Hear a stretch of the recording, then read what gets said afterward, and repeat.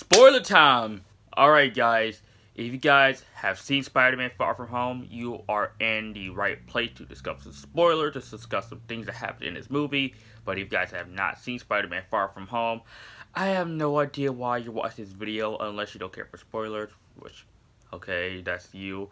But nonetheless, let's get started and let's discuss some spoilers. Let's get the most obvious out of the way. Mysterio is the main villain in this movie. I knew that coming from a mile away, seeing the trailers, hearing the fact that he was announced in this movie, that Jake Gyllenhaal was going to play him. I already knew he was going to be the main villain. I mean, as soon as Peter gives him these Edith glasses that Nick Fury gave him from Tony Stark, that Tony wore in Infinity War. Like, soon as all the illusions started happening, I'm like, yep, I knew this was coming. I knew this was coming. And even though if you're not well invested in the comic book lore or the lore of Spider-Man, I can kind of get it. I kind of don't get it why you don't think Mysterio would be the villain, because how it was set up in this movie, how like him and Peter have a sort of relationship going on, and you kind of see how this is going. Like, probably later on, and this guy is gonna be Two-Face toward Peter towards the end of the film, or later on down the road in the movie, because the way like how it was set up, how like he would be so nice to Peter, it's like, yep, this guy is gonna be the bad guy. He is. And of course, but you know what? He is. And his motivation in the movie is very clear, and how he used to work for Tony Stark, and how like Tony didn't really appreciate Quentin all that much. So his motivation and why he does the things that he does in this movie is very straightforward and very clear, and why he will also go against Peter with his motivation in the movie, since Peter also have involvement with Tony Stark. And the elemental monster that him and Peter were fighting in the film were based on projectors. Those weren't real, they were illusions that Quentin made. And what's so hilarious that as soon as you finally get to see the reveal of Quentin Beck as the villain, as Mysterio, he's really in this motion capture CGI suit, which I kind of think that it's sort of like a poking fun at the MCU in a way, because most of the stuff in the MCU are based off of green screen and motion capture CGI suits. So seeing that in this movie just it was hilarious, I'll say that. I thought it was very funny. I thought that's very creative and unique with what they did in the MCU. It's not like a giant middle finger what they did with Iron Man 3 and the Mandarin, how the Mandarin is an actor. What they did with Mysterio, it wasn't the fact that it's just a guy in a CGI suit. It's the fact that he is an illusionist, and he's supposed to trick people what they're supposed to see, but what is not really truly there. And I thought that was very smart for what they did in this movie. And speaking of the illusions in this movie, the scene where all these illusions are happening around Peter and him and Mysterio having this fight, it tripped my head up so much. And how like there's one scene cuts to another, then another scene, and how like there are multiple Spider-Mans grabbing onto each other, and how like you see Tony Stark's a tombstone, how the Iron Man suit comes out of the grave.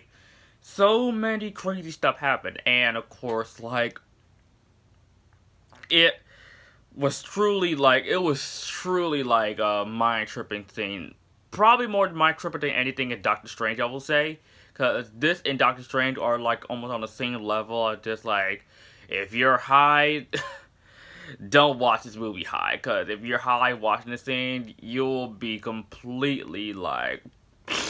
But in all seriousness, the scenes with the illusions and him, Peter, and Mysterio fight, that was amazing. Probably one of my favorites throughout any Spider-Man film, and probably any of the MCU films, I will say that. It was very unique, it was very like creative and inventive and big and ambitious and bombastic. Everything in the book how to describe how just awesome they played with the illusion in this movie, and especially with Mysterio's powers. And MJ figures out that Peter Parker is in fact Spider-Man. Even though they showed it in the trailers, I wish they wouldn't have showed it in the trailer, but the way they did it in this movie, I thought was very... Like, I knew it was coming, since Michelle said, or MJ has said, that she has been spying Peter for the longest, and probably one of the reasons why she was spying on him, because she kind of figures out that, kind of knew that Peter Parker is in fact Spider-Man. and especially with like all like the stuff happening around, like how he kept leaving the group 24/7. She kind of pieced everything together. How like she like knew that Peter Parker is in fact Spider-Man, which now like I think it's very cool that these two have a very more close relationship in this movie since they get together at the end of this film. How like with all like the stuff going on with Peter and the dangers and the irresponsibility that he's had, it really adds a lot more to their relationship in this movie, and I'm looking forward for their relationship to grow and future Spider-Man movies and future MCU movies as well. It's just so many great moments in this movie, and of course, like the whole Ned Leeds and Betty Brant relationship in this movie I thought was hilarious. I didn't really like it at first, but seeing the movie multiple times, I got used to it. I thought it was pretty funny with the movie, and very fitting as well with the tone of this movie. Just very lighthearted, just a breezer after Endgame, and how after that movie we were all destroyed inside of soon as we got Spider-Man Far From Home. We got a little fun appetizer, lightheartedness, a fun dessert. Because Endgame was the big course, and Far From Home is the dessert. That's how I viewed it. I don't know. And of course, let's talk about the two after credit scene. So Peter and MJ are having fun swinging around the city because Peter Parker want to do that for MJ on their first date. And would you know what? The news report comes up on street in New York, and Quentin Beck reveals to the world that Peter Parker, well, Spider-Man, is a villain, and how he's a public menace, and soon as transition to probably the best thing I've ever seen in the MCU, and probably the best scene I've seen in any Spider-Man movie. J. Jonah freaking Jameson, played by J.K. Simmons. I never thought I would see that ever again in a Spider-Man movie. Holy crap. Holy crap.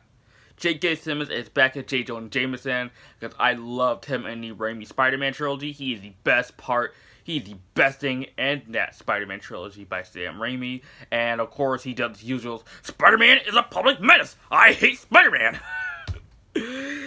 I nerded the freak out when I saw that during my press screening on that night, the week before the movie came out. And of course, Mysterio reveals to the world that Spider-Man is in fact Peter Parker. And the whole world and everybody in New York knows Peter Parker's secret now, that he is in fact Spider-Man. And guys, I don't know, like, what's gonna come next after this. Now that the whole world Peter's secret, this is just insane how things are gonna play out in the future. Like, it's gonna be crazy.